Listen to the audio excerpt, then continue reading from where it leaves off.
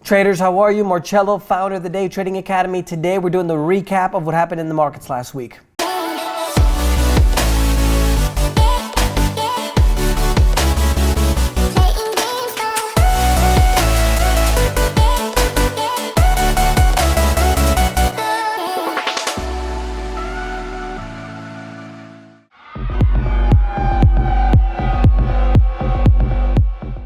Super excited.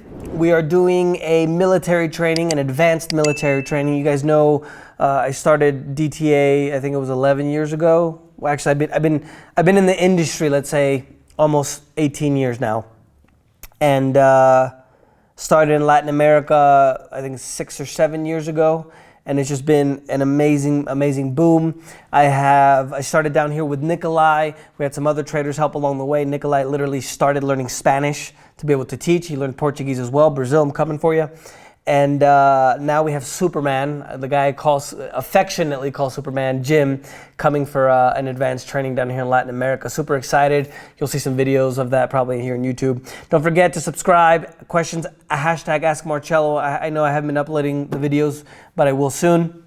Now that I have a little bit more time after getting back from the Philippines, setting up operations there. And shout out to you guys in the Philippines, because I think we're going to bring Superman to the Philippines probably second part of the year next year for military training for you guys, which is great. So learn from the masters of the masters. So overall this week, we saw a situation where multiple record highs, more than anything for the S&P 500, record high on, I believe it was Monday, Tuesday, Wednesday, and Friday. NASDAQ was just Friday, but either way, they both hit record highs this week. We had a situation where the Fed on Wednesday decided to lower interest rates. That put a lot of pressure on stocks, and that surged everything a lot higher. Another thing that helped quite a bit was the better than expected Q3 earnings season.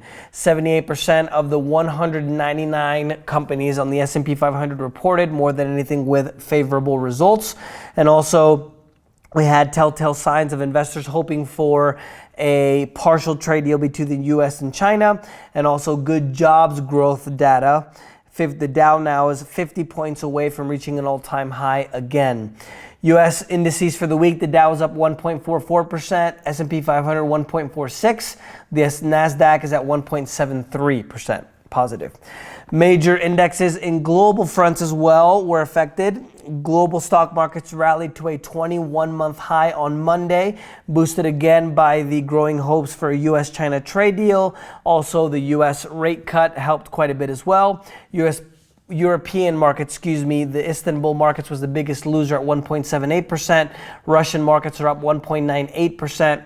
Latin American and Canadian markets are mixed. The Merval was up 3.54%, whereas the Santiago index, the biggest loser, at 4.22%. Santiago, Chile, they've actually had the worst political crisis in decades, with all the manifestations and riots and everything on the streets since they went back to democracy in 1990. They've a lot of things going on in Latin America and around the world. Catalonia, Lebanon, Indonesia, about 2 weeks ago, kind of the world waking up, so to speak. In African and Middle Eastern markets, the biggest winner was South Africa with 2.73% positive. The Saudi Arabian market went down by 2.18%. And in Asia, the biggest winner was 2.76%, mostly all higher. Philippine stocks are up 0.68%. Shout out to all my Philippine traders. We got a great group now out there. Great to see you guys learning and growing. Want you guys to be trading live soon so we can share that as well. New master traders to join. The master of the masters, my man Dominic. I miss you. Don't forget to claim your coffee, Dominic. Bitcoin is up 1.56% at 9,447 for the week on the Monday open. Price soared 42% as it went to a high of 10,500 at one point over the weekend. Last weekend, the biggest daily gain since 2011. Then it went back to around 9,370 in early morning trading. Overall for the week, 22.83% positive. It went from 7,490 to about 9,200 or so, just under 9,200. In finance and banking news, Bank of Japan kept its monetary policy steady at negative 0.1% on Thursday. They did give the strongest signal yet that they might push into further negative territory. In commodities, crude oil futures is up 0.55% to about 56.97. International Brent went down 0.81% to 61.52. International crude, if you guys don't know, is called Brent. So you guys know, for those of you guys that are new.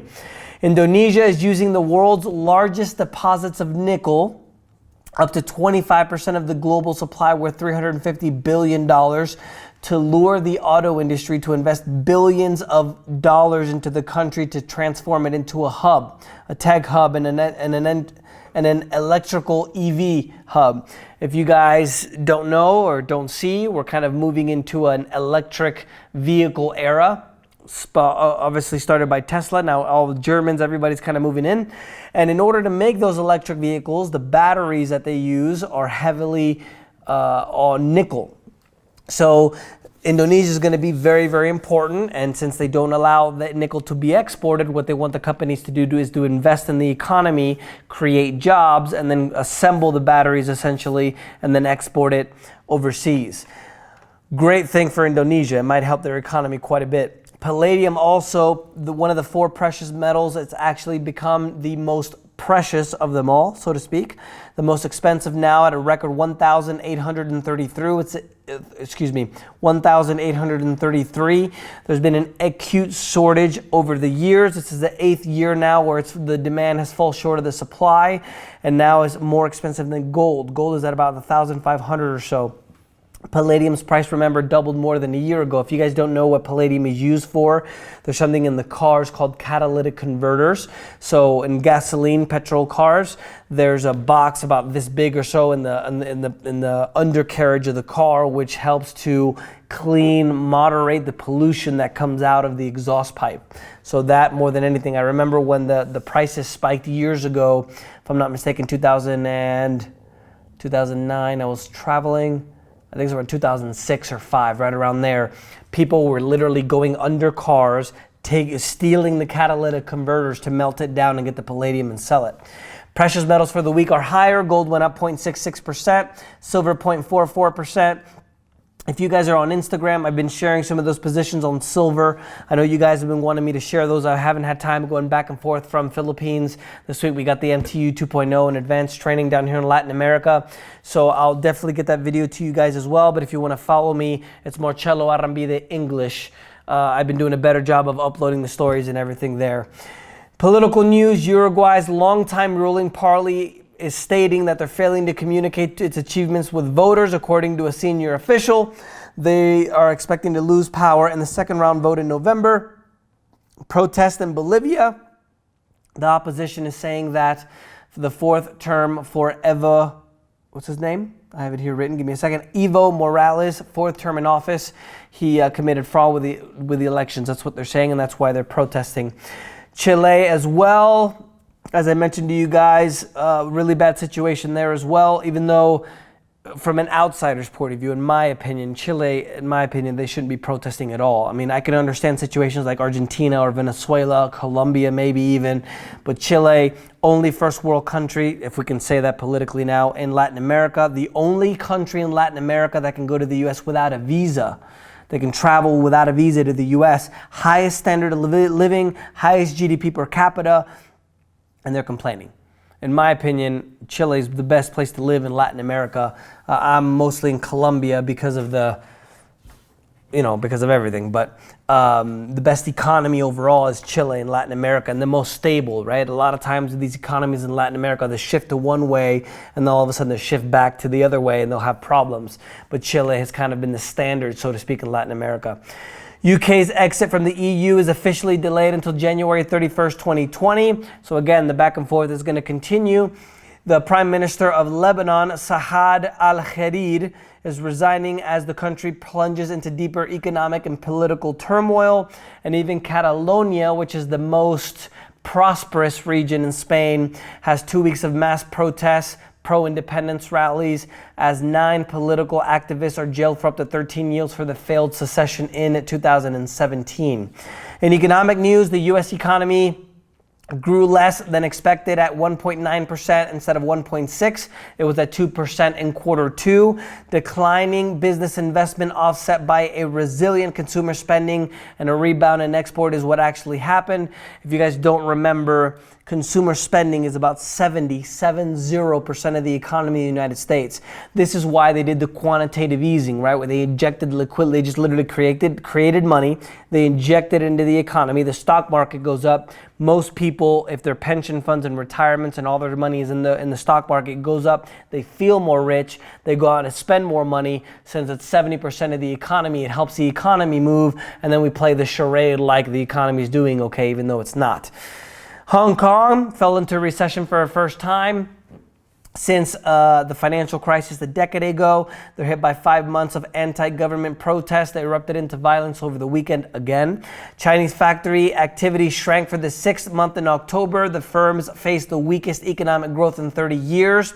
Corporate news, Bank of America, the 40-day worker strike with the UAW union against General Motors finally made a deal. Bank of America stating that they lost $3 billion in profits. Luxury good makers LVMH, which owns Louis Vuitton and Bulgari, are going to try and buy Tiffany & Co., the famous bracelet and accessories maker. It's one of the fastest growing industries in the luxury region. They're going to offer $120 a share, $14.5 billion. It's a 22% premium over the stock's closing price on Friday.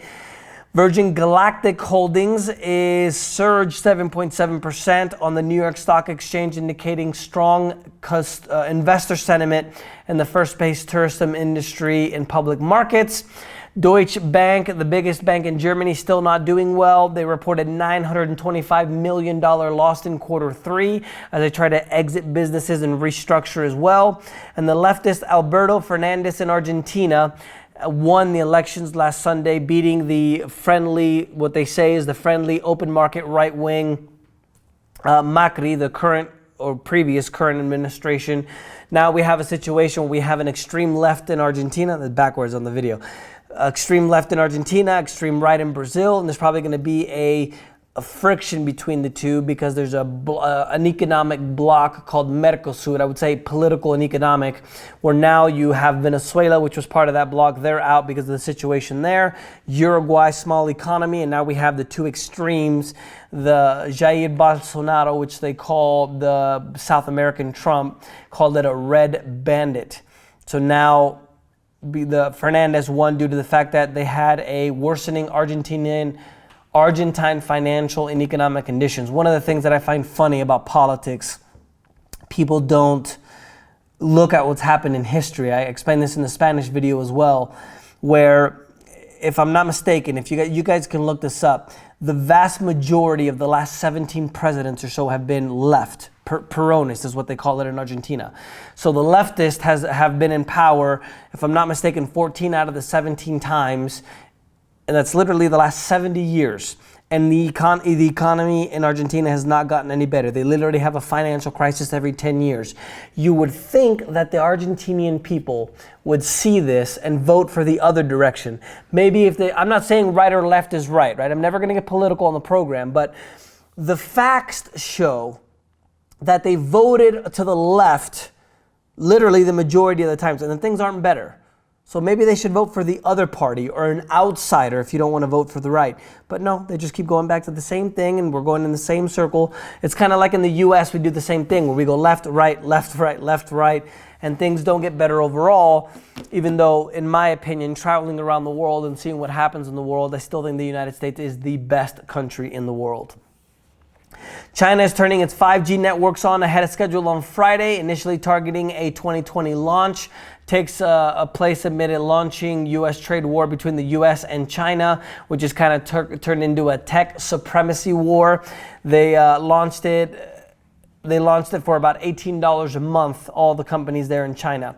In investment news, Last weekend, Microsoft won the Pentagon coveted Jedi Cloud contract worth $10 billion in over 10 years. It beats out the favorite Amazon AWS. The shares of Microsoft are up 42% this year. Google is going to buy the wearable device maker Fitbit for about $2.1 billion. It enters the fast-growing market for fitness trackers and smartwatches. Italian-American automaker Fiat Chrysler. Fiat is from Italy. Chrysler's from the U.S. It used to be the third largest. Used to be the third largest American chain. Now they combined. They're in talks with the PSA group to be able to merge the businesses that are worth of $50 billion. They'd combine to be the fourth automaker globally, with its French rival access to the U.S. market. Malaysia, even though most of you guys don't know about Southeast Asia, Malaysia is one of the most advanced economies in Southeast Asia with, for example, Singapore. They want to reduce their reliance on low-skilled foreign workers. One of the things that they do in Singapore and Malaysia, for example, Philippines has 100+ million people. If I'm not mistaken, Singapore has about 5 million and Malaysia has about 30 million. So because of the lack of skilled workers, what happens is you have the Pakistanis or the Indians and the Filipinos that go to work in these countries to do the low-skilled jobs like maids and waiters and things like that, whereas the locals do the more high-skilled leveled work. They want to start relying less on overseas workers. They want to cut down about 130,000 in the next 5 years, even though a lot of small and medium enterprises are saying that it's going to be a detriment to the local economy. Malaysia is going to come soon for DTA as well, for those of you guys that are there. Auto sales in China may fall 26 million this year, a dip of 8%. Industry executives warn a second year of contraction with slowing economic growth and also tighter vehicle emission standards in China.